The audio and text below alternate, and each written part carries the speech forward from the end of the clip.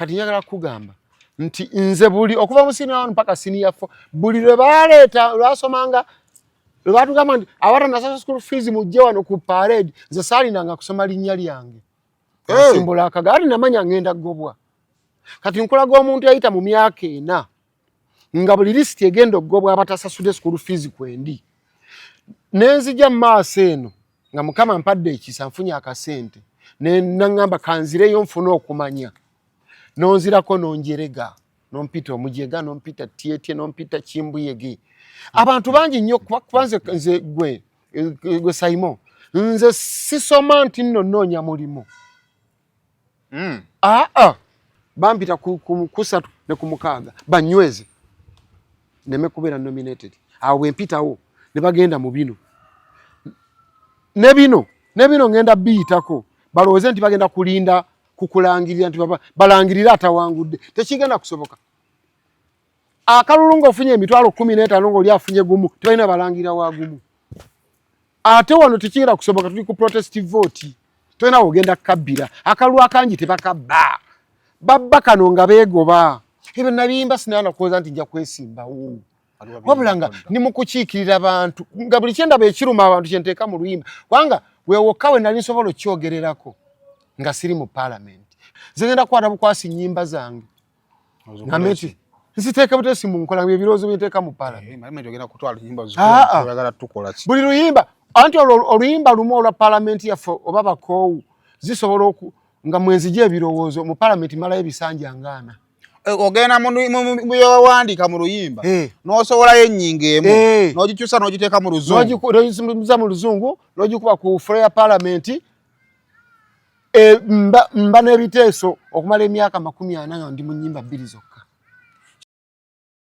Airtel Extreme Unlimited Internet just got better. Paying for an Extreme Unlimited Internet connection now comes with free data, SMS plus voice minutes to call and text across networks for the Muganga who pays the monthly bill. Dial *125# or call 125 today to upgrade to an unlimited, uncapped Airtel Internet experience. Airtel.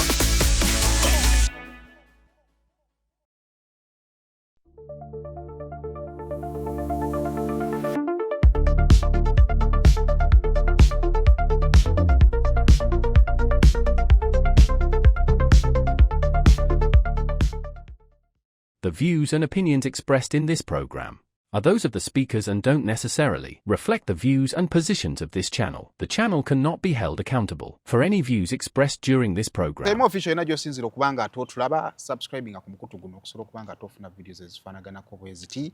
yonna gye wangayira mu bitundu by'ensi nkubuuzaako n'enkubaza okubeera nga ate otulaba webale kubanga otulaba era yongera mu maaso kubanga ate otulaba kale nze mukubanga nte kutegeeza kuba naffe aba Clarion Integrated Logistics gwe ayagala okutikka ebintu okubijja mu ggwanga erya Dubai ng'obireeta mu Uganda. Clarion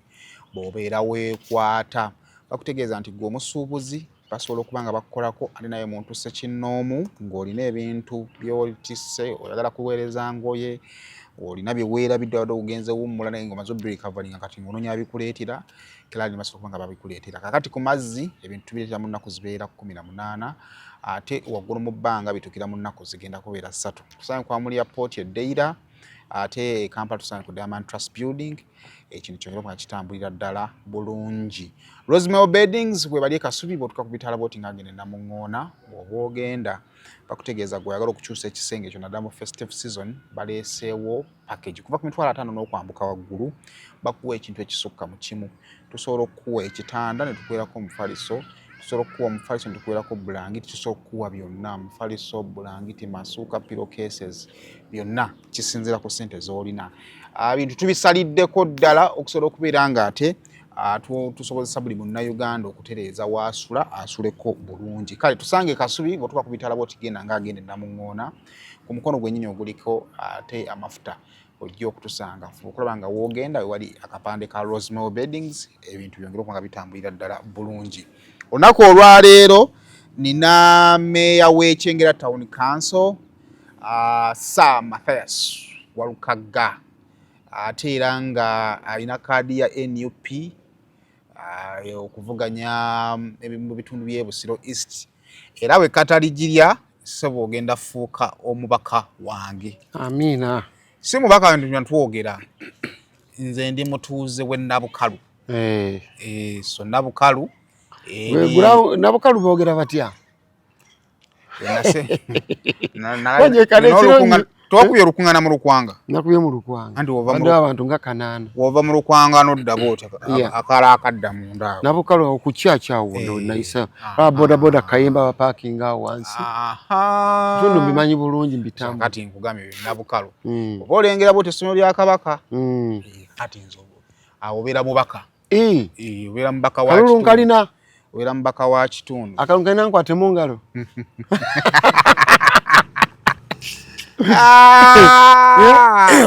So mulino gamba otya? Ndi bulungi. Akasati kamaanyi. Ndi bulungi, ndi mu campaigns nazitandika okuvanga 10. Fact olwalo lokalo empumuddemu. Okuvanga 10. Lero empumuddemu. Nkola ezange. Onenyiza nyambako bamemba parliament bannange gwanga lyonna. Aye nembeera ne muza president. So lero lwenfunye okuba enkuŋŋaana zo ezange. N'ogenda kubatera okola mwambulira campaign. Nengenda muzaba baka bannange. N'ogenda muzaba baka. Kati yego nasoose wange nenkola omuluka gw'ekikajjo gwonna ekyadde Kasinge. Kati nenzija ne mmalira ewa Honorable Ssenyonyi. N'ogenda ate nakawa. Bwentyo bwenkola. Okay. Yeah. So far. Soke nebaza abantu bange. Aliawo tebadugenda okudda awo. Abantu b'omu Lukwanga.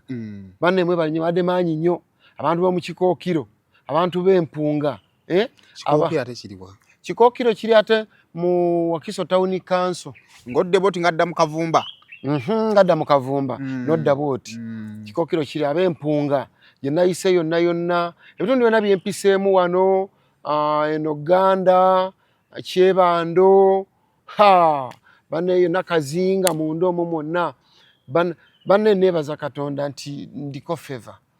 Nze siranga lukuŋŋaana. Nga bw'owulira nti bataddeyo abantu eggulo limu bakoze ne drive. Kuyita mbanente enkyo omubaka ajja. Kwalaba kwasi mmoroka nenzija ne ttiimu yange ne tugwa mu ttawuni. Okwera eddakiika 20 nga tulina abantu 2,000. Nebaza Katonda nti ate abalala bo balanga. Nateeka n'abalanga bitujja bateeka posters bu flyers biki. Naye n'osanga abantu nga 6 ba 7. Kyomukaaga batono. Kyomukaaga batono. Kyomukaaga batono. Ate nange so tugamba 2,000 nga ndi mu kakaaga. Kakati abantu nze abeerukwanga nabalabye. Gy'oyitiddewo nawe walala wakubira we baayire amakubo bawalirudda. Bayitawo Kazinga. Kazinga. Amaloboozi g'abantu gy'oyitidde gasinga kuvaamu bigambo ki gw'owulirizaako gy'ogenze?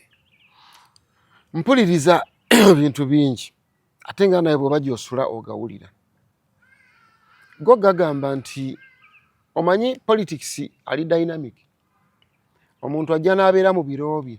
Kkiriza oba gaana. Abantu alabako aginnasa Ssebaggala nga zaali mu biro bye. Nasa yava Entebbe awo ndowooza okuva Entebbe okutuuka ekisaasi gye bamuzaala nze bamala olunaku lulamba.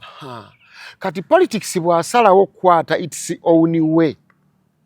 No one can block it. Tosobola kumubulookinga, tosobola gwe kumukyusa, yadde okumusomesa, yadde okumuwabula. Kasasalawo nti nkutte wano. Kati politics wa Busiro East constituency nga bw'omulaba yakutte ekkubo lye limu nga bw'olaba politics wa Robert Kyagulanyi Ssentamu. Bw'atyo ekkubo lye yakutte. Kkiriza bagana si ku bamemba ba parliament bonna. Kubanga kkiriza bagaana mulimu tetwenkana mu maanyi. Naye bw'ogatta kaadi National Unity Platform gye yampa contributing ebitundu nga 50. Kaadi obukaadi contributing 50%. Kkiriza bagaana n'abaka parliament bangi abajja 221 nze be nali siwulirangako. But because of that card ya National Unity Platform yasobola okuba nga ye anoonyayo nga 5% aweze 55 ajje. Kati eno kaadi ya National Unity Platform contributing ebitundu 5 ku Walukagga. Bw'ogattako Walukagga abadde star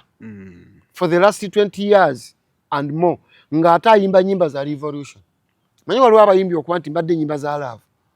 Naga naye kati gwali oyogeddeyo kyenkyukakyuka. naye nze omu ku bayimbi abasinze okuyimba ennyimba za revolution neze natandikako Uganda esaana kuviira kati gendako Entebbe olabe engeri abaana gye bafuluma eggwanga nga taddemu nenyimba ku masannyalaze nenyimba amazzi nenyimba amasomero obutabamu nenyimba amalwaliro obutabamu health facilities nga emabega nga ntandika nga n'obwongo tebunnabakula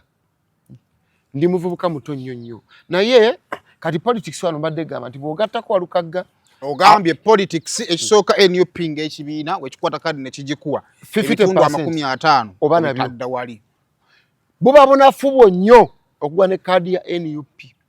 ng'olemeddwa okunoonyayo 10% oweze 60 kati Walukagga ateetaaga kunoonyayo percentage n'emu kubanga ntambudde n'abawagizi abo ennyimba ezo z'olaba tuyimba tezifuumuuka bufuumuusi zigenda ku mitima gy'abantu nze nayimba Uganda esaana kuviira n'ennyimba ekibuzizza emirimu and ekisinga okutawaanya eggwanga wano bbula lya mirimu n'ennyimba ekibuzizza emirimu nenkuwa nti amakampuni Coffee waliwo ttiimu z'omupiira nga Coffee Football Club Masaka Union UEB teyaliwo UTC Greenland Zanizi Uganda Railway UTC nenkuwa amakampuni gonna agagabanga emirimu nga tegakyakola ki tegakyaliwo nenkugamba ekyo ekibuzizza emirimu nenkuwa nti emmwanyi abantu fe eyo mu 9 yali 95 emmwanyi zaabere nnyingi ennyo mami Sebata afulumya oluyimba lwa Naabawanuka nali Kayunga mu senior 4 nzija emmwanyi zaabala sayime emmwanyi zaabala nga neera nabiyimba ne mu luyimba ekibuzizza emirimu nga n'atayina mmwanyi afuna ku ssente z'emmwanyi waakiri ogenda owa muliraanwa alina omusiri gw'emmwanyi n'onoga n'akusasula noono atunda ekkutiya nga naye atunda nnyo kubanga bagenda zigula pakiremu emmwanyi ng'ono w'empiso ezisona ze zisonako obugundi buno obuso babuyita buso obusandagga buti nga naye atunda nnyo nga ne maama Looda wali ku kibira alina kafiriji kakatunda obutunda n'amazzi ng'atunda okufa anti bano olumala okupakira bati ekifuba ne kyakirira nga bagenda wali ekinnyogoga ne petrol station nga zikola nnyo amafuta kubanga emmotoka zaatwalanga nnyo ku byuma bwe zikomawo nga ne bano abatikka bapangisa agavuuka gakawuula agakasukayo ensawo n'okutikkula nga tegalina misiri gya mmwanyi naye nga nago gafuna ku mmwanyi nkulaga ekirime kimu kyokka nga ku mmwanyi emu bweti nga buli muntu alina omulimu otunuulira omuwendo gw'abantu abagifunamu tebamanyi muwendo ng'eggwanga lyonna lirina emirimu ku kirime kimu kya mmwanyi kati wano wawulira jjo Coffee Bill gye bigenda kyenjagala okugamba nti Walukagga zayimba ennyimba ezo n'ogyogattako zibako paalamenti yaffe kabaka nantikkirira okwo n'ennyimba ssentebe w'ekizinga nga sikuwalana naye nkugamba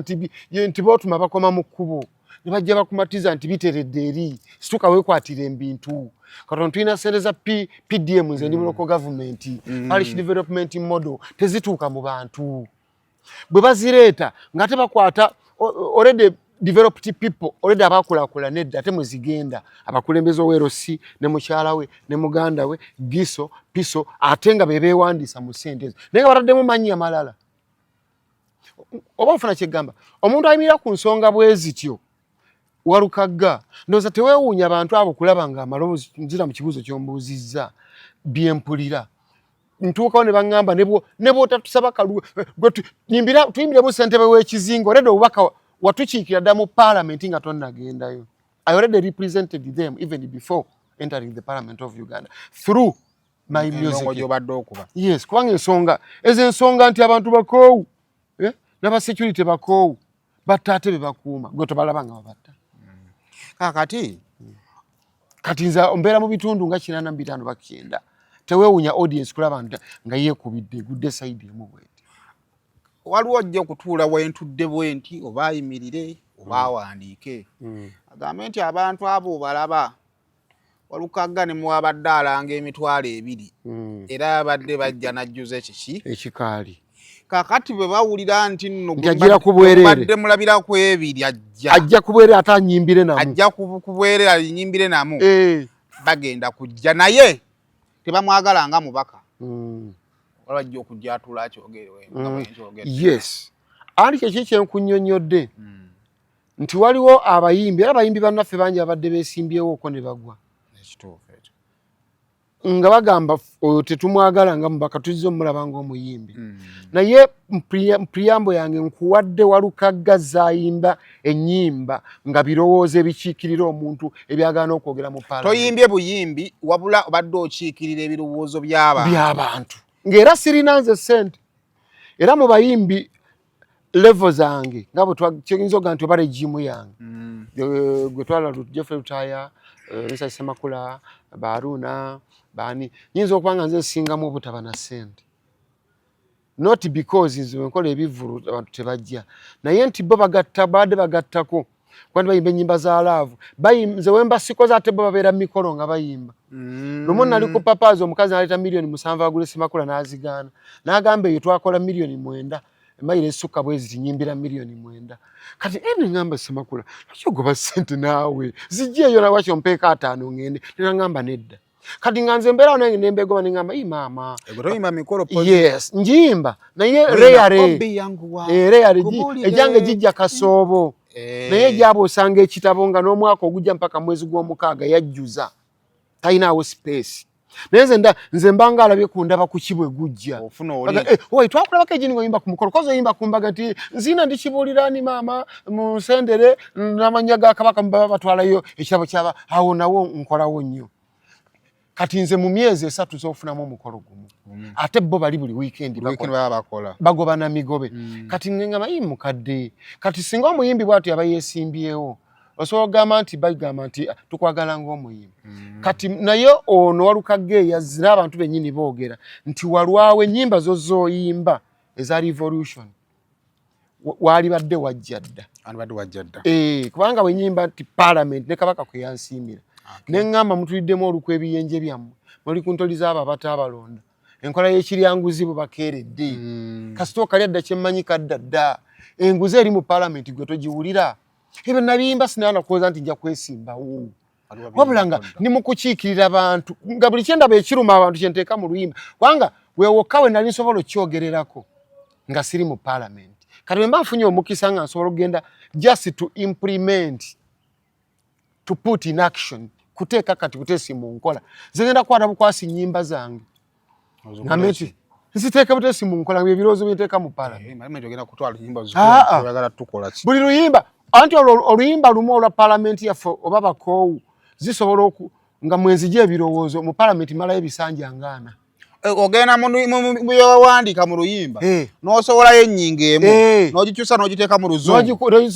luzungu n'ogikuba ku fule ya palamenti mba n'ebiteeso okumala emyaka 40 nga ndi mu nnyimba 2 zokka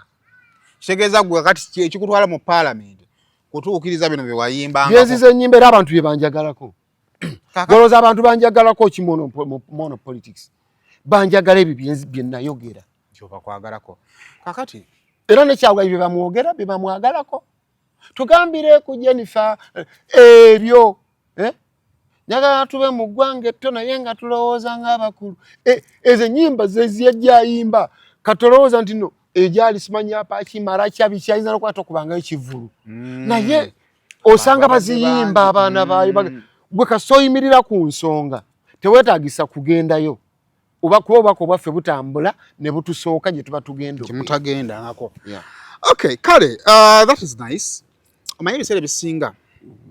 ndi wano ngambe nti ni mukozi wa telefayina era buli omu yandyagadde okusuumuusibwako era ffenna twegomba tugambe entebe etemberayo ddala naye waliwo olumu lw'otuuka n'ogamba okay ekifo ky'obubaka ba palamenti nkyagala naye ogenda okulaba nga ate abakuwagidde bangi olumu n'ofunamu otya n'ogamba nga kisusi nga banneesize nnyo n'atuuka will I reach their expectations tonnakifunamu nti kubanga gw'ovuganya naye muntu w'amaanyi ng'omuntu twandigambye kale twandibadde yali w'amaanyi okay yali w'amaanyi ekiraga nti nno akyali w'amaanyi yalibadde ne numbers zennina nga nze nnina entono nojja n'ompalwano nga ntolaba omusajja amaanyi g'alina w'ogenza olabawo kyekeŋŋamaanyi kale bwe tugenda mu byafaayo ne byabadde akozeeko nga mu ggwanga muno wandikambye kale twandibadde tugugulana ne tugamba nti Walukagga kye yaguze gundi gundi yakoze kiri otegeera naye bw'olaba audience nga yeekubidde tofunamu okugamba nti walukagaawa bano nga era bwenkeera ku makya nga ndakazuukuka nsooka kusaba Katonda n'omwebaza obulamu obuganzi ate nensaba abinyonge ne musaba okumpa amagezi mu buli kyemba ngenda okukwatako n'okuntaasa endwadde zitabona abalabe bange bemanyi ne besimanyi naye nze musaba kimu tinga bwe wampa obwa meeya nenkola bulungi nsaba ompa amagezi kuba obuganzi bwo obumpadde mbulina obwewulira nti bw'otambula abantu bawulira ngo obuganzi mbulina naye kati nsaba kimu kumpa magezi agasigala agagenda okukolera abantu ekyo kyennyini kye bansuubiramu kuba bw'oganzijjako mba ngenda baletinga ddawe era bw'ondaba nga gatandise nga bw'otuuka ekiseera kuba Katonda yatuwa ekisa bw'oba otuusiza ekisera kisanja kimu aba bibiri ng'olaba ekisa kinzijjako era ompa amagezi agaviira abantu nga sinnaba kwonooneka mu waakiri nsigazeeko ekimu sokoddemu akantu ako Katonda obuganzi abukuwadde Katonda yatuwa ekisa n'obuganzi kati osaba Katonda akuwa amagezi ekisooka otuukirize ebyo abantu bakusuubiramu expectations zaabo abantaddemu obwesige bano bompadde n'embeera muganzi mu bo nsobole exactly okukola ebyo bye bansuubira obbakolera ne bye mbasuubiza singa obudde butuuka kuba gwogaba ekisa gwojjawo kuba eriyo gwawo ekisa olina n'asigala ng'agamba nti bakinzigyeko naye so Katonda asobola okuwa ekisa asobola okuwa grace abantu ne bakwagala litemu esobola okutuuka nga wadde Katonda wali obaddeko ow'amaanyi nga tokyali nga buli kyokola kyonna oli mu kwonoona era n'ebitabo ebitukuvu bitugamba ti Katonda nga anaakuggyako obuyinza asooka kukuggyako magezi Katonda nga anaakuggyako mu Bayibuli mwe nade ne muganda nga bamita Swaibu Kiyemba atunda Ntebe Masaka muto wange nade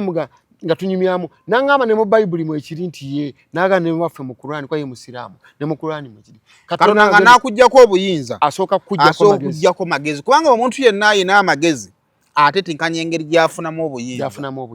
kitegeeza nti omuntu alina amagezi ne bwekisa ne bwekikendeera tapunguuka nnyo kwenkana ng'oli bugenda okulaba ng'abazizza ng'ayise wano ng'addamu abbulukuka ate kyamakulu nnyo nnyo okukkiriza nayimba oluyimba ssentebe w'ekizinga neŋŋamba nti abaakuwaana luli nti ogezze tonyiiganga nga bagambye okozeemu noonya tutoowuute those people who welcomed you when you were coming abaakwaniriza ng'ojja are the ones who are saying that please we are tired of you ate gwe n'ogaana mukwaniriza nga wakkiriza kati mukugamba nti tukuwummuza lwaki ogamba nti lwaki oguguba awo Katonda we kugambidde nti nga naakuggyako obuyinza asooka kukuggyako maki magezi tomuntu osootuka n'ogamba naye bw'otuuka ku level eyomba n'abalonzi bo bw'otuuka ku level fe abayimbi eyomba n'abawagizi bo noza bala abayimbi baganga babakuba obucupa abayina amagezi nga natannamuggyako magezi big eye yasalirawo mangu nnyo nadde eno nayeetonda abatamanaye mu nsonyi w'ebiki era big eye tebakyamukuba bucupa abadde yazze n'okwesimbawo ku bwa MP era abakufuna kaadi era yali wangudde Katonda nga nannabakuggyako magezi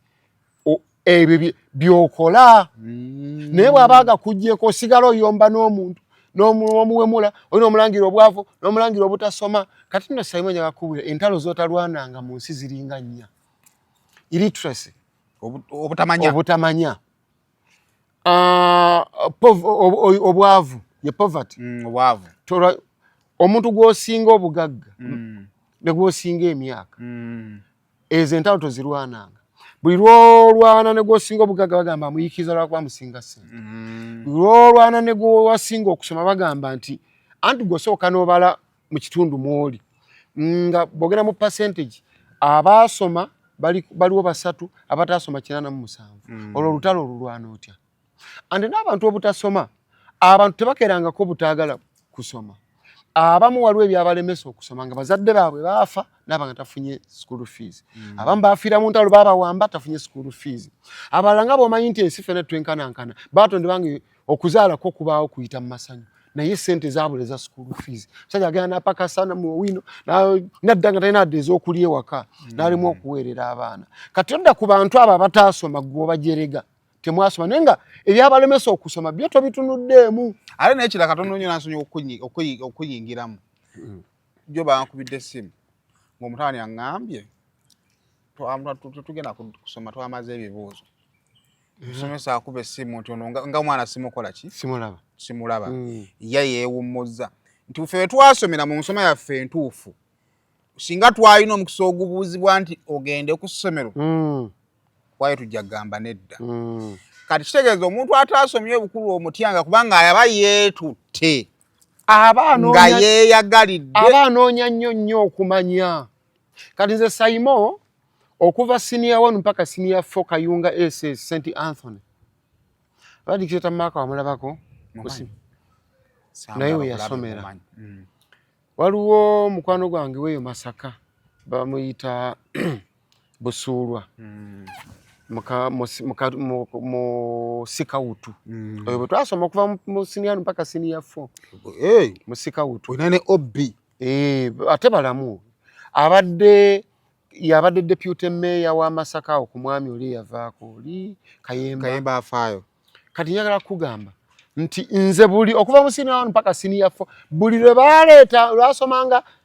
lwe batugamba nti abatanasasa school fees mujje wano ku parade nze saalinanga kusoma linnya lyange simbula akagaali namanya ngenda gobwa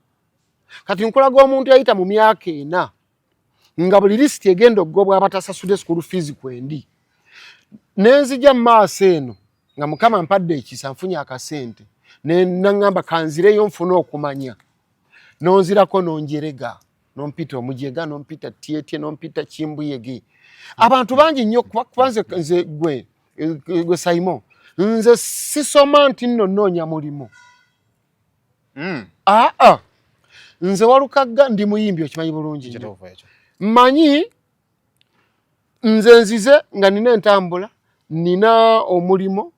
kizibu nnyo nze kati nakola social capital ne business timbera ku simu yange wano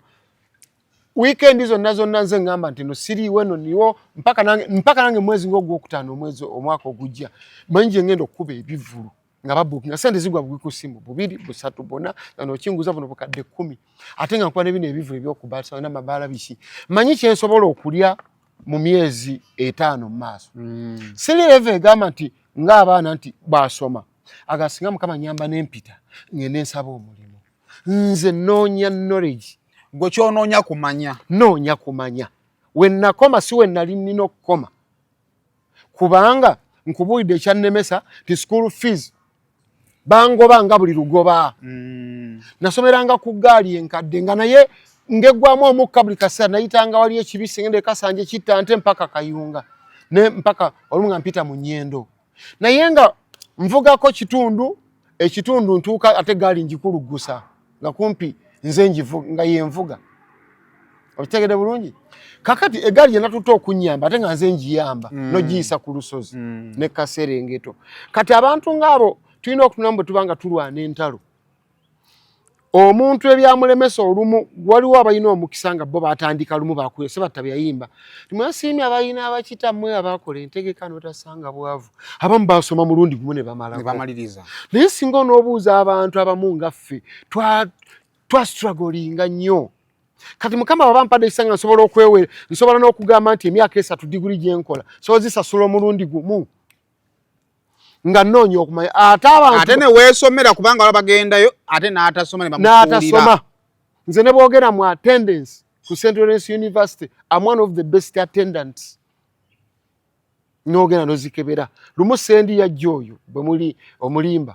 oyo bwe balimba ne kapo sendi yajja nga ndoze kimulese kumanya oba nsoma n'abuuza omusomesa nga atusomesa yansomesa mu second year comparative politics bamuyita Ajuna Jones n'amugamba is it true Mathias Walukagga is studying n'agamba he's our student he's studying ate nga mu class abeeramu ate nga mugezi tumwewuunya ate nga ali hambo okusoma ku university awo n'obeera nze tosobola kugenda n'osanga omwana namweyagalirako okujjako bayamba obuyambi emba nnakuba ekivu kyange nefunayo obubiri nezya nabo tera okusanga abaana mu examination period ne basibidde ku gate naganze bamanja 3 banganya okutula ebibuuzo n'omuwa 3 asome Katonda bwakuwa amagezi sayimo tagakuwa kuduulira basiru Katonda bwakuwa sente tazikuwa kuduulira baavu bayambe buyambi Katonda bwakuwa amaanyi tagakuwa kuba banafu abantu abamuze entalo ze balwana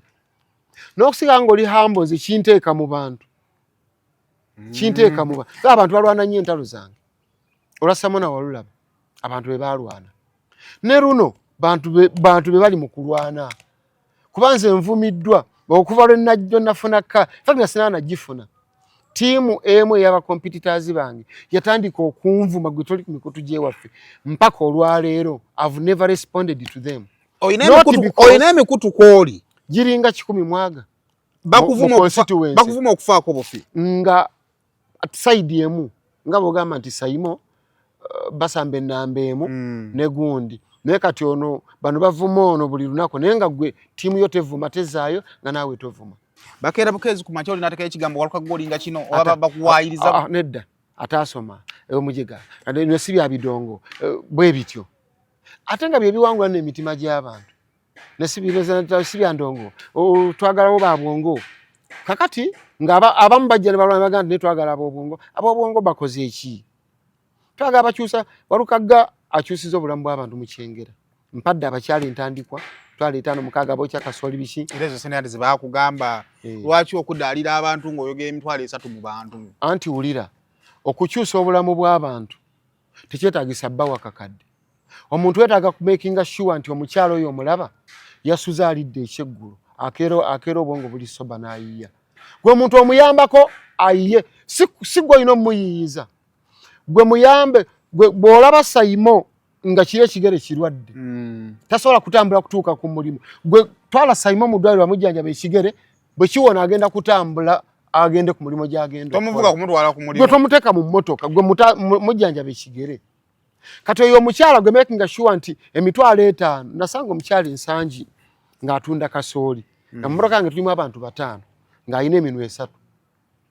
nga supply eri low demand eri high namugamba what is the problem abantu abaga okulya kasooli tuli bangi ate gwe olina emisooli 3 n'agamba capital namugamba weetaaga sene mmeka okwongeramu n'agamba nenfuna emitwalo 5 omukyala mukulaga mwana wange nemala nfuna emitwalo 5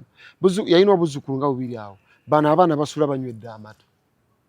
kubanga ngulako ekitundu ky'ensawo y'amanda gantawaanya nnyo ngula bukebe n'engula n'ensawo y'akasooli awo nze mba mmaze obulamu nekijja mu bwongo n'entandika okubayita awo wootandikira okufuna ekirowoozo n'etaano gye ngamba ow'amafuta nteeramu 5 nesitunula nayo neŋŋenda negiggwamu nga siina na kyenkoze just kutambula mu Kampala okizuula nti kirabika mu bantu b'enkulembera gikyusa obulamu waliyo abantu nga omwe emitwalo 5 obulamu bukyuka bwotyo n'otandika n'entandika obbayita era nakola nayita n'abamawulire abasipaaka abaki aba BBS bajja n'ensooka mpaako ebiruka gyali 3 abakyala abasooka ba milioni 7.5 nga emitwalo 5 naye badda ng'abaleeta bwempa abalala kati mpeza abakyala nga 706 bajja ne bawa testimony nti ddala butuufu obulamu bwakyukamu era kale ate soolya osuwe bakanga olidde n'okeera n'ofuna amaanyi omuntu eyakkusa akeera ayiya naye omuntu nga tamanyi kyagenda kukola ku makya n'okulya teyalidde omuntu enjala gweruma aba wa bulabe nnyo si mulungi kusanga si mulungi kumuliraana aba alowooza kukola kya bulabe ye muntu gw'osanga mukambwe ku makya n'ogamba nga mukambwe nnyo n'omukajja mulagaana okuddamu wa bulabe kubanga omanyi waki ekintu ki-interesting tugenda kuddaawo tubadde tutandise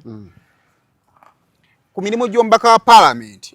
ekyo tekiriiko kyokka ate era ne ku bintu paalamenti byesobola okukolako nakyo ndaba kiri wala anti nkugamba ebigambo bino Piero Olumumba sobaba waliwo omusajja omufolowinzeeko yali speaker of parliament ya Kenya yagamba nti the issue for the leader is not to speak an understandable English, but the issue is to change the people's lives. Mu parliament ombaka agana yogera oluzungu lunyuna kyokka n'atakyusa ne byayogedde ne bita n'atakiremesa ekyo kyayogerako ne kitateekebwa na mu nkola naye ng'oluzungu yalwogedde n'asayitinga article A n'asayitinga B ne bawunzika nga bagamba nti nno kuba bali balina numbers kati ate ono akyusiza obulamu bw'abantu gw'osinza okurepresentinga abantu obulungi dani oli ayogedde oluzungu oluli ununderstandable terutegerekeka full of vocabularies but at the end of the day the question comes that after airing out that ununderstandable English, how many people's lives have you changed? Bameka abagamba nti kwe yayogedde oluzungu olwo lukyusiza obulamu bw'abantu bwange ne bukyuka. Connect Pro bano bemanya bakira mu byokugula n'okutunda ettaka n'amayumba bo besigwa be batakusiba kiwani Connect Properties be bakuyunga ku makaga g'olubeererako ne kole n'ekibanja mpola kati beeyune munywani tusange ku office zaffe ku Kampala Road ku Mabirizi Complex ku mwaliro gw'omusanvu ne Nansana ku Mastowa ku kizimbe okuli Opportunity Bank ku mwaliro gw'okubiri oba tukubire ku ssimu naawe osobola okufuuka landlord n'ekyapa kyo mu ngalo. Connect Properties.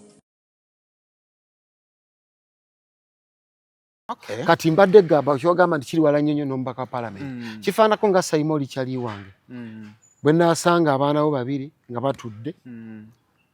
school fees zibatuuzizza kati nga begambye bali ku St. Lawrence University bensanga abaana mu examination period babagobedde ku gate tebalina za kutuula bababanja balance ate bagala zero balance it's not my responsibility to pay school fees for them era sinze mbazaala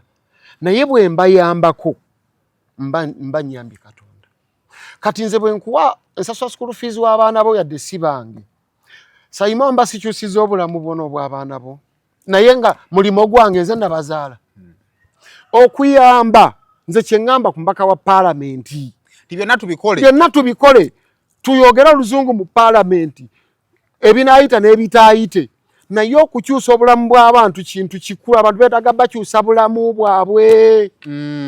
abantu bateerawo mirimo bakole kubanga mu paalamenti bingi ebiganya okuyita age limit yagaana nga gye bali term limit negaana nga gye bali coffee bill mwanyi bagitutte gye bali UPDF act neyita nga gye bali abaana basibe for no good reason tebalina misango onfuna bulungi buli kimu kiyise nga bakola ki nga gye bali kati ono omulonzi yakulonda afuniramuwa okyogeddeko weero coffee bill koti mashebewo okyogeddeko nekiremerawo ono omulonzi afunirawo kyokka ate nga gwe watandikira oyongera kulaakulana gye baakuteeka ogaggawadde nnyo n'amaka g'obadde olina mu kyengero ogasengusemu oguze n'entebe oli mugagga nnyo wajja ovuga primo kati emmotoka zifiira ne magalaji ne zikulemo n'ogambe ezeeyo kozi olwo ne ze nalekeeyo ng'ate za bbeeyi abantu gwe you've developed but you've not helped the voters to also develop. Songa eyo nno nkulu kati omuntu akoze kino ekikyusa obulamu bw'abantu ali far better than oyogedde oluzungu olutagenda kukyusa ate mateeka mu parliament kubanga parliament ya Uganda ogimanyi Uganda tetuli ku rule of law tefugibwa ku rule of law efugibwa ku dictatorship. What the president needs is what is going to be done. Nibwe mukola mutya abantu babana amabaati babba bishi bakola bishi tebera kimugenda kukyusa omukulembeze nga takyagala speaker nga takyagala gwe parliament erimu speaker nga ate nga atonyeza president akalulu kati gwe mbulira ogenda kukyusa ki president wanaba nga takyagala speaker w'eggwanga lino anonyeza president akalulu kati speaker when you make that photographic interpretation what comes into your mind ekifaananyi gwe okyogeza oti ekyo nti Uganda eriwo ku rule of law era abaka ba parliament bali mu parliament to change their lives era obulamu bwabwe bukyuse abagendeyo nga baavu nnyo bagagga bazibu wabula oyo asobodde okudda n'ategeera abalonzi Segirinya ali mu parliament kangamenti nkumpi mwaka gumu n'alwala musajja wattu naye yakyusa obulamu bw'abantu beekawo empaawo Segirinya teyavanga ku office yange ne bw'obuuza olwo omwana bamuyita Mawejje ne secretary wange Nakingi n'abalala bamuyita Ishaka obabuuza ojja obabuuza ekyengerawo Segirinya teyavanga ku office yange omuwa tips omuwa obukodyo bw'ayina nga nze sinagendayo omuwa obukodyo abantu bakole bwoti bali presenting bwoti sanyi agenda okole otekewo kino kola kino bigenda kukolera amawuliro sigale ngoli relevant mu bantu ate nga si bintu ya sente nyingi wala abatunde bikajja abaana balina bigala abatunde bikajja balina capital wa mitwalo ena nomala omusanga n'omwongera mwena tasobola kwerabira ate baguze ebikajja ebyo bagamba nesegi aguza abantu 100 olunaku abalonzi bo n'abaga segiri yanyongera mu capital oli agenda omuwangudde omutima omusajja bambi yajja n'ayongera mu omwe bikajja n'omugamba kati abantu tubaseera nnyo tubaseera nnyo. So that's the way I want to represent the people of Busoga East constituency in Uganda Parliament. Yadde nebiri nina okubikola ebya parliament kubanga it's mandatory naye ebintu ebyo byetaaga okugattirizaako ekyobuntu nti walukaggawa bannasooka omulaba asula wali bw'aba atandise osula mu kalina kale naffe katuguleyo ka poloti nedda ne bwetaba poloti sayima kwata nina kati Busoga East erimu emiruka 28 kwata buli muruka ombaka wa parliament afuna $3.7 buli mwezi ate enjiri yentambuza yeno nembagamba nti ombaka kati owaffe aliyo amazeeyo ebisanja 3 emyezi 18 emyezi 18 times $3.7 ezitaliko ddiiru na biki n'ebirala buli mwezi gw'ombaka wa parliament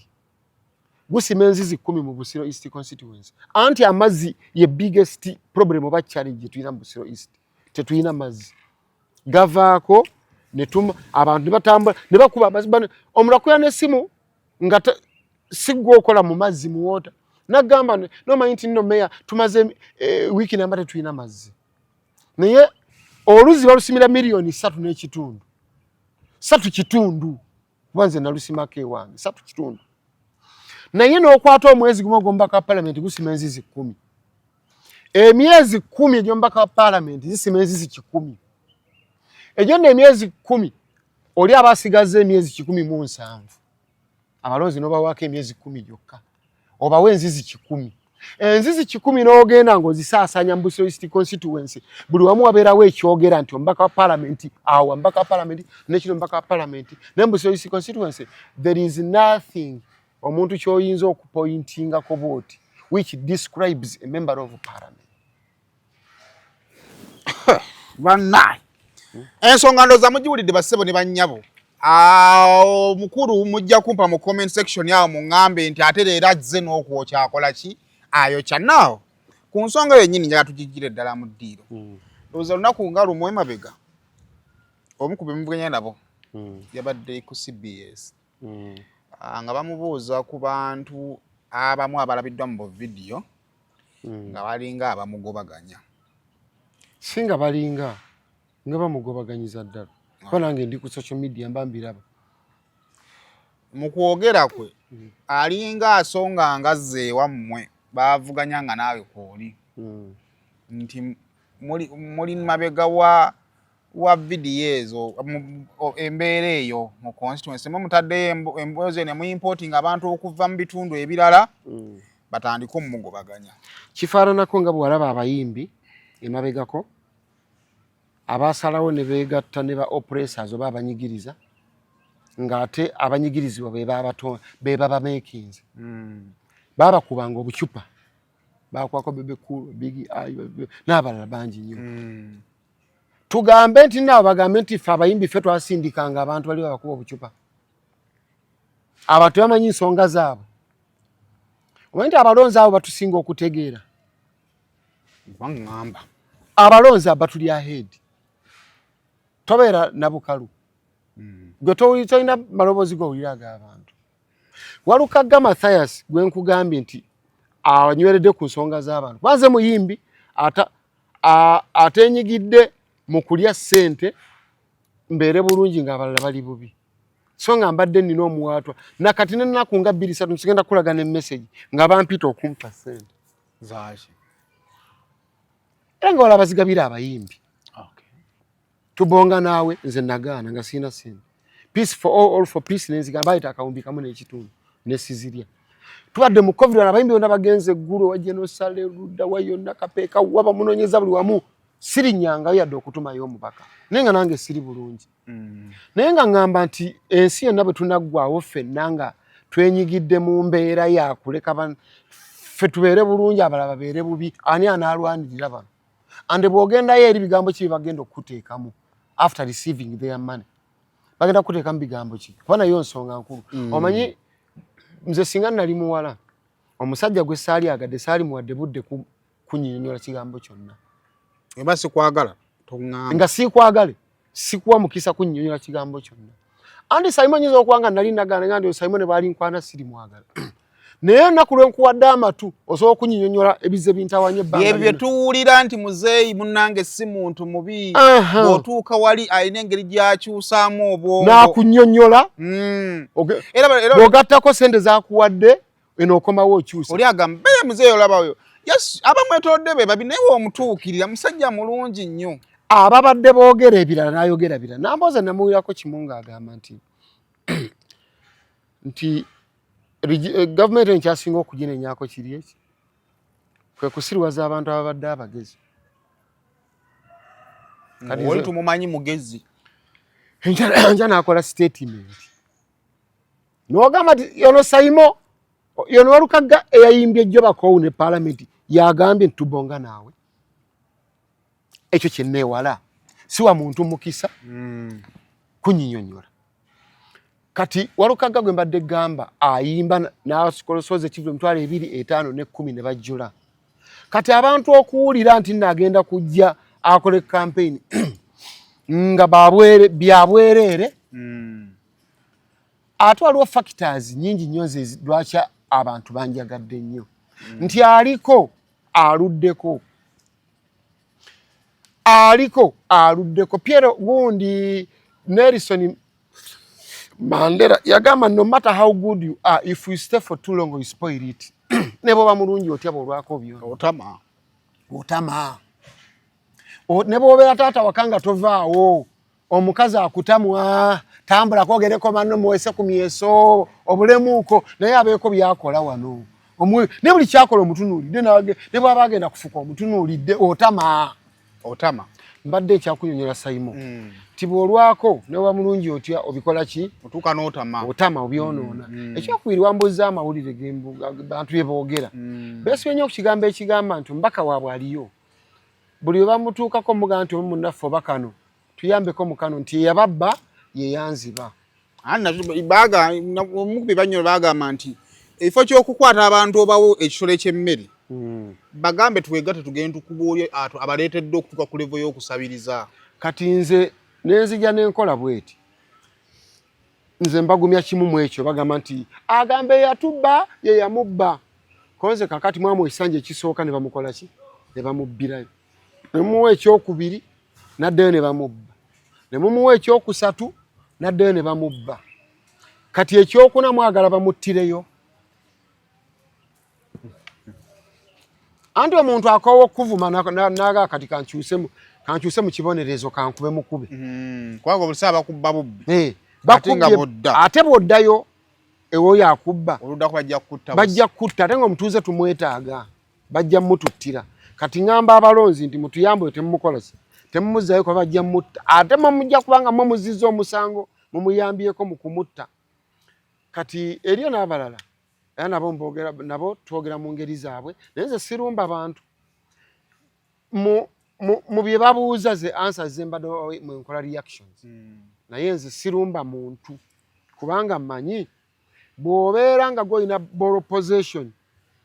ng'olina ne goolo 5-0 bakwemu tewaliwo nsonga lwaki okuba endobo gwe baba balina okukuba endobo nga bw'ofuna free kick bakuba endobo mu bokisi n'ofuna penalty gw'olina kukuuma bukuumi mupiira kuba nze ngulina kkiriza obagaana kale tukyalina Meya Mathias Walukaga ate nga yeesimbyewo Ebisolo East alina kaadi ya National Unity Platform tutunula mu bintu ebyenjawulo akalulu akalaba atya bitambula bitya era katusuubire nti n'otugoberedde okuva gye twatandikirira kakati ekitundu ekyo tugenda okuddako because wangambye olina okugenda ku ssomero mwagenda mu kakiiko mu tribunal ya Electoral Commission ne muwoza kyenjagala kyokka webisinga mwabinyonyola ne kwefera abantu babikola ki babiraba njagala ompe ekifaananyi ku kifaananyi kye wajja mu tribunal wajjayo ssuubi ki twagenda nasooka Wakiso Electoral Commission mu nominations nembeera nominated dule waayitawo ennaku bagamba etteeka likkiriza omuntu nga mulonzi mu kitundu kyo ogenda okusabayo ebiwandiiko byo after the nominations n'akeberamu alabemu ensobi kyokka nga Electoral Commission ffe mu kunominatinga tukola pre-registration nti mugenda n'owaayo ebiwandiiko byo ebyobuyigirize n'abaana b'emwezi mulamba babyekenneenye n'oleeta amannya g'abo abalonzi abakusemba basekenda tubeera ne sekenda nebeera ne bonna n'obawaayo ne proposer ate ne agent bonna netuwaayo n'enniini zaabwe ne gye babeera nga era balonzi ba mu kitundu omwo ebyo nebimalayo omwezi mulamba nga babiina beekenneenye ne mujja ku nomination day ne bakunominatinga baba biyitamu tebiriimu buki buzibu kikokokona kikasooka okusaba nga tebanagenda mu mikono mpapula za buyigirize era Robert Musinguzi returning office Wakiso bye basookerako ne ttiimu ye nababeera ne bebbanga ddene nga tebaŋŋambyeko nti bibulamuwa yadde okunkubira essimu ne banominatinga kati omutuuze yaveeyo nomination Kalimiro John Lubowa naye ng'omutuuze oyo ni musajja mukatuliki nkutesa pule 221 nali mu nkambi ya Mwami Segona nze ngenda mu kwera campaign ngenda nziruka nyumba ku nyumba yetava mu benzi wa wali Dani Magic wa Segona mu kalwako ngato Dani Magic otumulaba awo nga adduka nga Honorable Segona ali mu moroka ye benzi cross country eya open roof n'abantu be ne bakanyamabe enkuba yatonyanga n'enkuba nga siva mu nkuba sana ne gunjo kyanga siva mu musana nganze nkunganze crowd pooler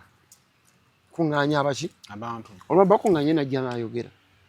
omwami Okalimiro yomu kubatu sasula ngaba oli bana gwe ekipa y'amazzi tubagende kati nesatu ewaka oyo Kalimiro kitegeeza mu very sure tumugenjogerako musajja we ande bomanya nti nno bishop ya kuwabira omanya papa ya mutumire bakali dinari ekyo nzango omugezi obo kitegedde kati yagenda n'awaba nti nno ezimu ku mpapula ze nawaayo mu kunominatinga za olupapula olwa certificate of mature age entry aptitude test lwali lwaggwako by the time I was nominated that certificate had already expired. What was expired? Yempaaba. He is not saying that sagenda kusomero basasoma. Teri awakanya kusoma kwange. Yaddenaka. Wabula mbu olupapula olumu lwali expired. Waliwo olupapula bw'otukola ebibuuzo ebya mature age entry. Bakuwa emyaka 2. Okole enrollment. Ogende for further studies wegatte ku university. If you don't use that certificate to join the university, it gets expired. Lugwako noddamu n'obituula olwokuba nti nno ebibuuzo bawa bituula muli bantu bakulu basobola nti omuntu omukulu ate emyaka 2 biyinza okuba bivudde mu mutwe tolweyambisa kugenda kukola admission kugenda kusaba kifo ku university yonna ng'emyaka 2 giweddeko oddamu n'okola ki kati bo anti nkyakunyonyola oddamu n'obituula kase emyaka 2 giggwako wabula nze nabituula bwe namala obituula mu mwezi gw'okubiri 2023 ne bikomawo mu gw'omukaaga mu gw'omunaana natandika okusoma nga wayise emyezi 2 gyokka natandika okusoma St. Lawrence University era ndi ku mwaka gwa 3 kitegeeza kino kiba kisigadde tekiweddeeko kye baawaaba kyalina kuggwako mwezi ki kyalina kuggwako mu mwaka gwa 2025 ennaku z'omwezi 12 kakati kyenjaga ate nze natandika okusoma mu 2023 kakati nze kyenjagala onyamba okutegeera mature entry nagwe nadde njogera naye ng'ayina konsaani ze ku mature entry ziri 2 oba n'okusukkawo nganga ne Saimo wasoma emyaka emeka HSC 2 tinasoma emyaka emeka 2 dala omuntu asomye emyaka 2 lwaki oba omwikwetinga n'omuntu atudde obutuuze ekibuuzo n'afuna max zonna zaafunye okusobola okwenkanaawo kati kakibuuzo kyenyagala okubuuza ekisooka mature entry process yaayo eri etya ekutuusa okwenkanyakanya n'owa senior 6 process ya mature entry requirement esooka olina okuba nga oli 25 years and above myaka 25 n'okudda okwambuka kitegeeza oba okakasiddwa nti oli mukulu lwaki bakikola ekyo nti emyaka 25 si kituufu ogenda otuule mu baana bali abato myaka 18 osome nabo. It is a bit challenging. Yeah. Ekirala bakusuubira okwandula emyaka 25 olina ebikumalawo okola. Oyinza obutafuna budde kuva ku makya mpaka saawa abaana bava ne ku saawa 3 ez'ekiro. Kituufu ekyo. Ow'emyaka 25 bakusuubira okuba nti oli mufumbo, olina omukazi, olinayo n'abaana. Olina banoonyeza ekyokulya. Kyava bagamba nti katu giba myaka 25 n'okudda waggulu. N'ogenda osoma bw'omala okusoma n'owulira ng'oli ready. Osomera wa? Tulina universities mu Uganda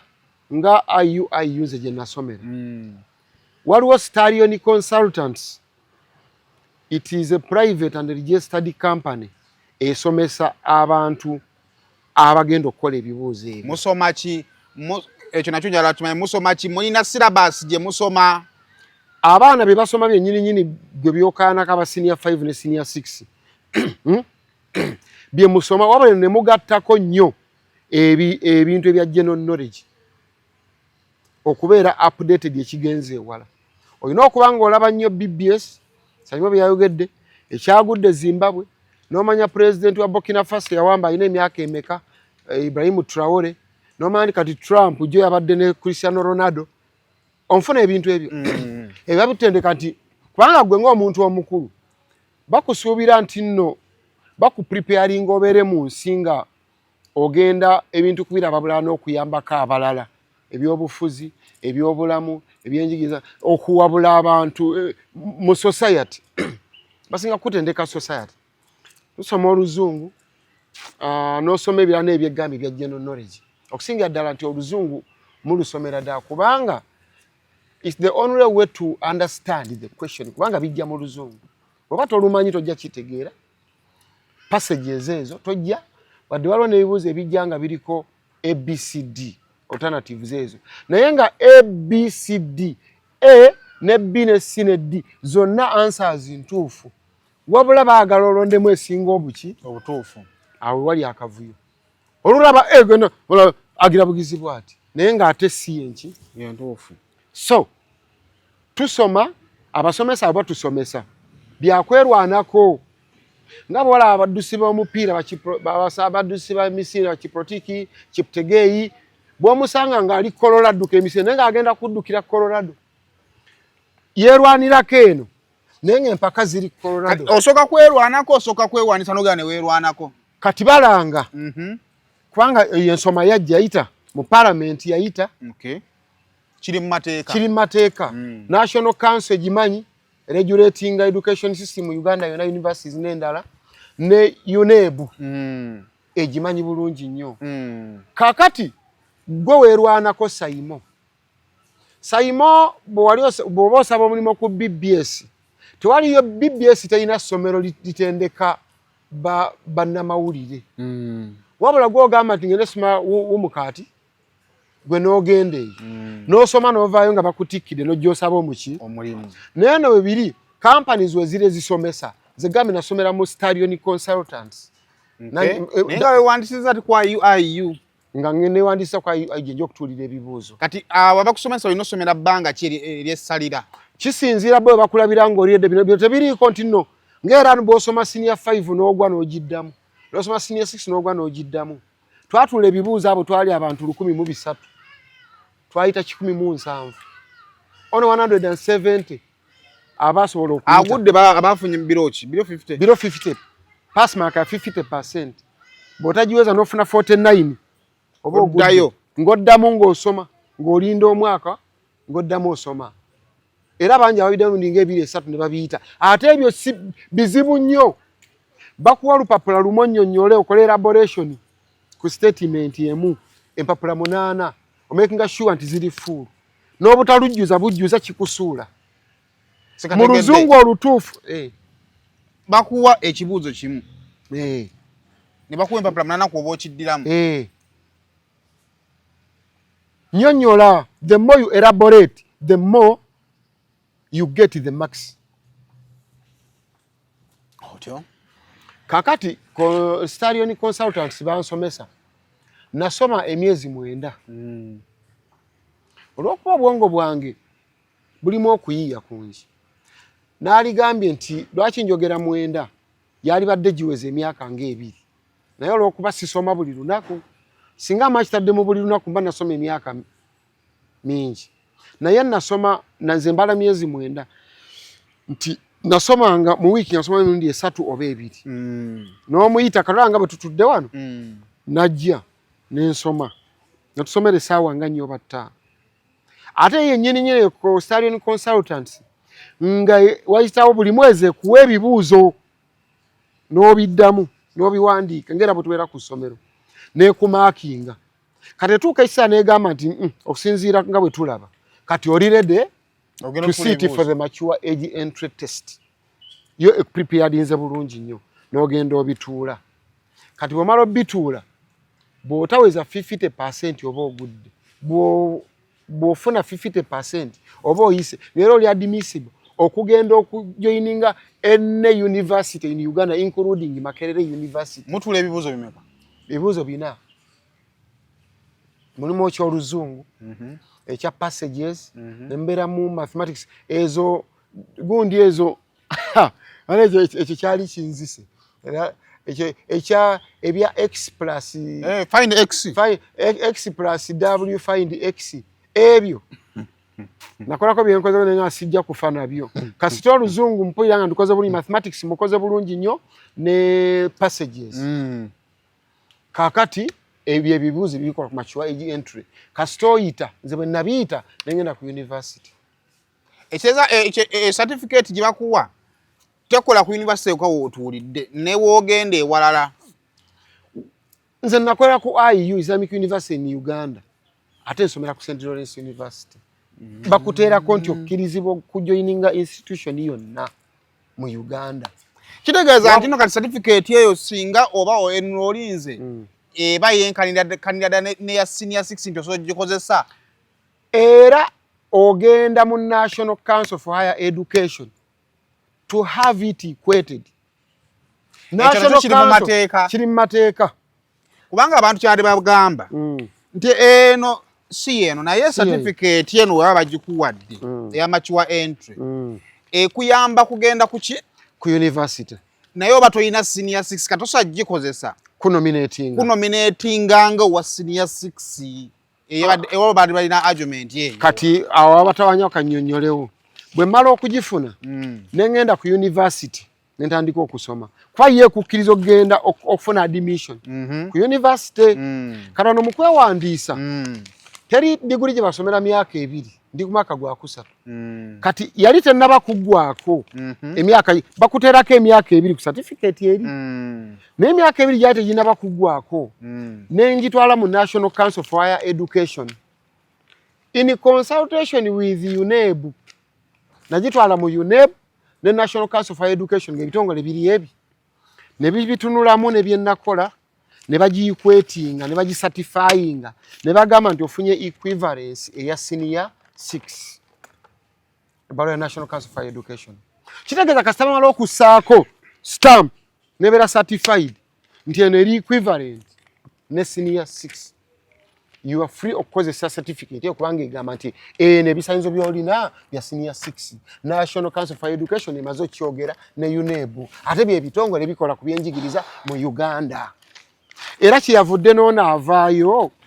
n'akugamba wa IU academic register nga amaze okumanya tumaze tugenze ne tuwoza n'avaayo n'akola clarification eno ng'awandiika electoral commission iyo yagiwandiisa atya satisfaction letter This is to certify that Mr. Olukaga Matthias registration number Najituwa sat for the mature age aptitude test held on 25th February 2023 and obtained a score of 54%. The mature age certificate expires after 2 years if the candidate has not used it to enroll for further studies. Otherwise, the certificate remains valid. Any consideration accorded to him will be highly appreciated. Sincerely, Dr. Adam A. Ali, Academic Registrar, Nasako Stamp, na certify yajitwata mu Electoral Commission eraga nti baji receivinga nayo twagibatwalira obalaga kyebali kwanga bakyebali bali abawa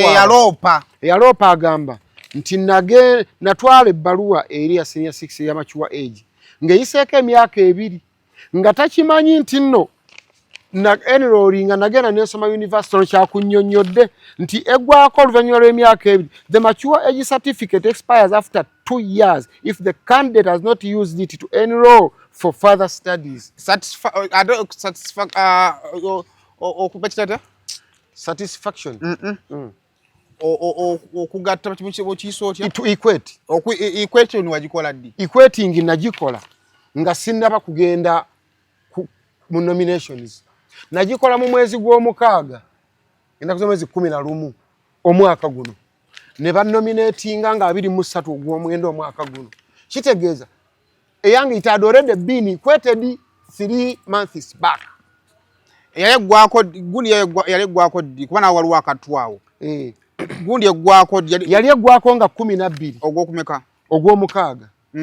n'enjitwala ne bagikwetinga nga 11 ogw'omukaaga a day before. Onfura bulungi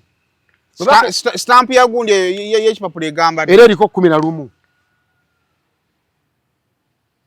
12 yali eggwako stamp yalumako nga 11 ne equating yakolebwa nga 11 equating yamala emyezi ng'esatu kuba bw'obiwaayo nga bagenda mu UNEB nga beebuuza nabiwaayo nga gwakuna ne beebuuza bagenda dda mu gwokuna kati wano baakoonako tegeting expired nga tebanaba gikwetinga nga bamaze okukola consultation zaabwe ne UNEB IUIU ani Central Region ne babuuza ne bakoonako stamp olwaliro si lwakutaano enchalwa mukaaga enchalwa ly'empiira gya Premier League siwe kiri kati olwaleero tosobola kugenda mu kibanda kubanga omupiira gwankya ne certificate tosobola kuggwako olunaku olutanatuuka. Onfuna bagikwetinga nga 11 ogw'omukaaga kyokka yali eggwako nga nkeera nga 12 ogw'omukaaga. Olunaku lwe bakuwadde ng'oli munnamateeka nti ku Lwokuna tuyina ekkooti ku ssaawa 4 tosobola gamba nti nze nazze ku Lwokusatu kikooti nga saagisanze ogenda Lwakuna sasa tosobola gamba eno nti yali kwa nawulidde omukulu ng'ali ku CBS ng'agamba nti n'ebbaluwa bagikwetinga nga wabulayo olunaku lumu eggweko. Ekyo omuntu munnamateeka ng'olina muyivu osobola okukola submission bwetyo sooka statement bwetyo yali tekimanyi nti nno 12 lunaku lulala ne 11 lunaku lulala singa bagikwetinga nga 13 yali badde ewedde kateeza ku Electoral Commission watwala bbaluwa ya equation. Natwala bbaluwa ya National Council for Higher Education ebeera emaze okujjawo era eriko ebiwandiiko ebigamba oba yina ku ssimu wano ngikulage ogisome eya National Council yo ebeera emaze okulaga nti ono ebbaluwa gy'alina ebiwandiiko byenkanankana ne senior 6 and what the Electoral Commission needs for anyone who wants to contest for bbaluwa ya senior 6 oba yenkanankana ontegedde bulungi eya senior 6 oba eyenkanankana kati natwala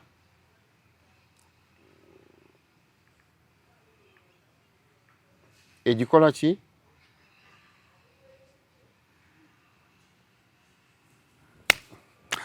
ku same official kwoli webale kubanga atotulaba ensonga ndowooza mugitegedde bulungi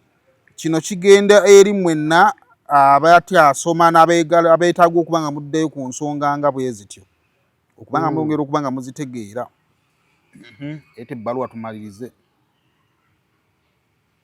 Ebbaluwa yino nginoonya wano. Era ebintu ebyantawaanyiza Saimo okutuuka okugula looya Alaka ne Luganda sajja bazibu nnyo. Luganda n'Alaka Luganda n'Alaka ne Nalukoola bazibu nnyo. Kyanoonya wano ebbaluwa sanakola omanye egundi andi waliwo yasooka n'aŋŋamba nti oyina ono ne ŋŋamba musajja wange tadda kankulage omusagala mwogere muntu wo.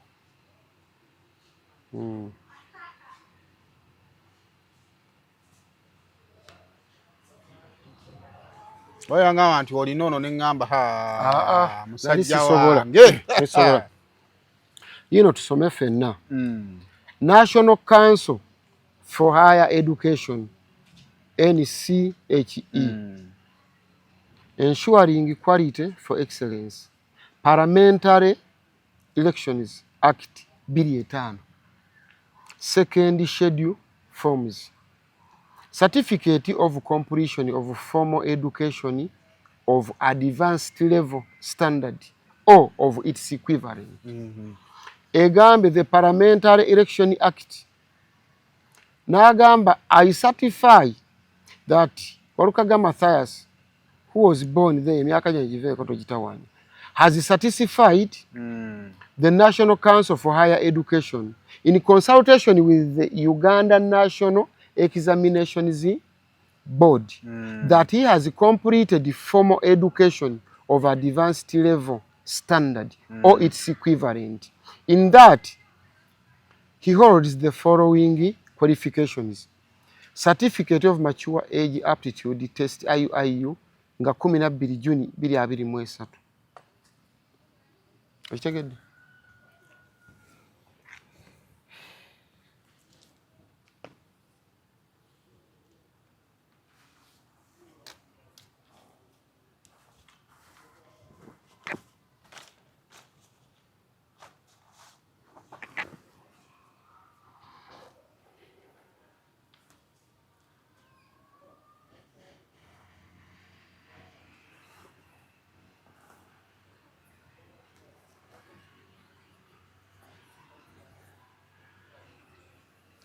Kati eya equivalence yeriwa yeno Saima ebintu bikutawaanyiza naawe. Awandiise bw'ati guno gwe mutwe gwe wali answer wasooka. Certificate of Completion of Formal Education of Advanced Level Standard or of its equivalent. Gwe mutwe guno wagulu gusookerako. Kutegedde. Tegobadde ogenze eri wansi mu chorus. Kati kandi kano kade kantabudde. Anna. Kwasookedde ddala ku munende. Okay. Ebyenkanankana naki? Ne senior 6. Kale ensonga nebyo bwetyo bweri. Yeah. Kale kakati nga tumaliriza. Bubaka ki bw'oyinza okuba ng'olekera abantu? Twagenda ne ntwala baloya Balaka eno ne certified. Eyo stamp jemo eri certified. The official document oziteka mu kamera. Eri certified by National Council for Education. Eno yesembayo. Era ye nawulidde gyo omwogezi wa National Council for Education ng'agamba nti twagala kutaataaganya aba tribunal kabasooke bakole findings zaabwe tugenda okusembayo. Naye nga kyensuubira mu ekyo Alaka yatuuka n'ogamba kikyuka okulonda nti si be bali supposed n'okutunula mbino ebiki. What the law of the Electoral Commission is to receive a document. Egamba nti ono yatula senior 6 oba ayina ebijjenkana. That is their law.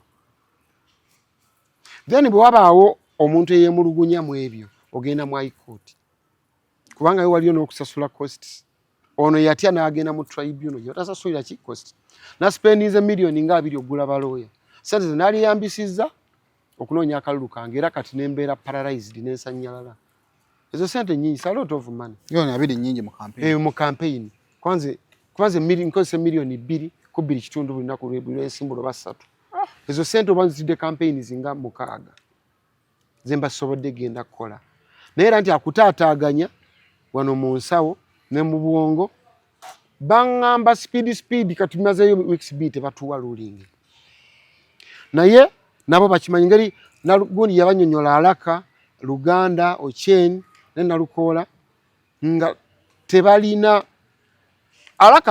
Alaka Nalukola Luganda tebasobola genda kukoleza musango amanyi nti nno mufu kuba basajja bagezi nnyo ate basoma nnyo bino babimanyi byayita mu parliamentary act gye byayita baali badde nze kyeŋŋamba bano abampaabira ekyo nyi bali mu parliament baali badde bakyusa bukyusa tteeka lino ensoma eno ne bagijjawo bajjewo etteeka obongero ddirambika badde obongero ddirambika oba balijjewo be baaliisa oba nti abantu parliament ne tuleetinze nnyo down bennyini abayisa amateeka ate bajje ne bagawakanya kugula nga bagayisiriza gennyini wera singa teryaliwo wantetenkanyizza singa tebyaliwo ate abantu bangi nnyo kubayitidde aye lwakwagala kutawaja walukaganga omuntu baganda bange bangi bali mu parliament nga bakola mature agent nga tebasoza nagenda ku university bali mu parliament gye bali n'abamu bayimbi afande gundi ono Kayindo Tafiri neje yakola gyali yakola university yamana nakola university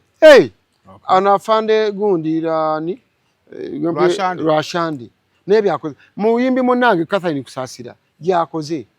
na yatikirwa jjo muyimbi munange Seruga akola mateeka eno bwogikola okola n'amateeka wala tusobola kukola busawo okola n'amateeka kubanga amateeka nago geetaaga mu history kubeera byegambe ebintu ina kubeera nga oli updated bya general knowledge ngo banyinye ebifamu sebitambula buli kimu obwongo buzuukufu so naye kino bakikola olwawalukaga amaanyi nti bayagala kunzija ku ballot paper balabawo omukisa akaluke kewunzise dda naye mmanyi nti electoral commission tesobola kukola nsobi kubanga ekimanyi bulungi nnyo beba nominating era nga kibanominating bakimanyi universities zivude zibawandiikidde kyemutawaana n'oyo mumenyekera bwerere kiri bwe kiti kituufu kiri bwe kiti omwana si wa Saimo oli bwagamba Saimo najja naga omwana wange wuno nakoze ne DNA ino wange ne maama we wuyo obo kyalinda bujulizi kati bagaje okuwa ruling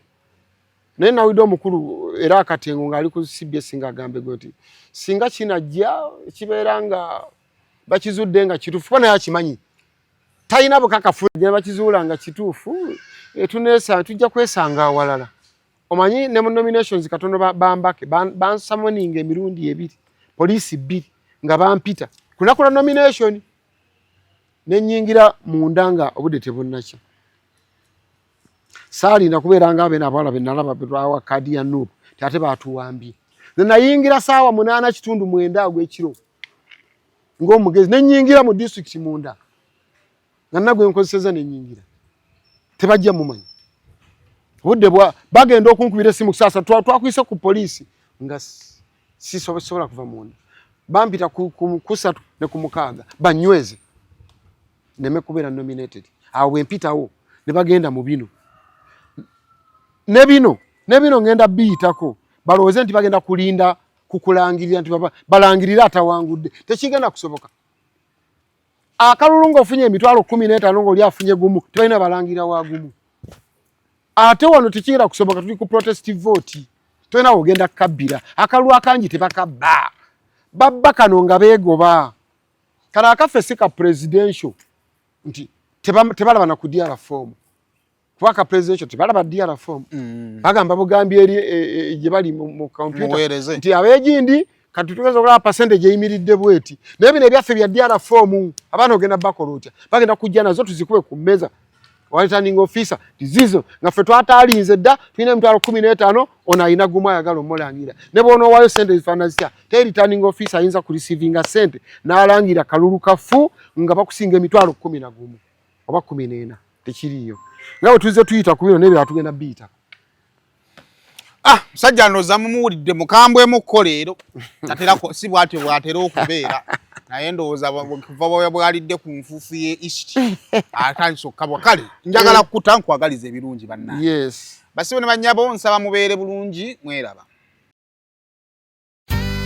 Zula's Chicken yesinga okufumba enkoko wano eyo. Olya enkoko n'owulira ddala ng'olidde enkoko. Tumya olusaniya lwa Zula's Chicken nga kuliko kapiraawo, kachumbari n'ebigenderako. Olina omukolo oyagala kutwala family yo out kulya ku nkoko. Jangu ku Zula's Chicken. Kati eri Mengo opposite Masengere. Kola order online kati. Olya ku kye bayita class w'enkoko ngamba chicken. Ekyenyanja embuzi. Tumya enkoko ya Zula's Chicken ku Glovo oba kuba essimu noti 759 526 488. Olusaniya balukuleetere kati awo wooli. Bw'oba oyagala enkoko oba olusaniya awantu wali wamu wokka. Zula's Chicken lusaniya. Mengo opposite Masengere.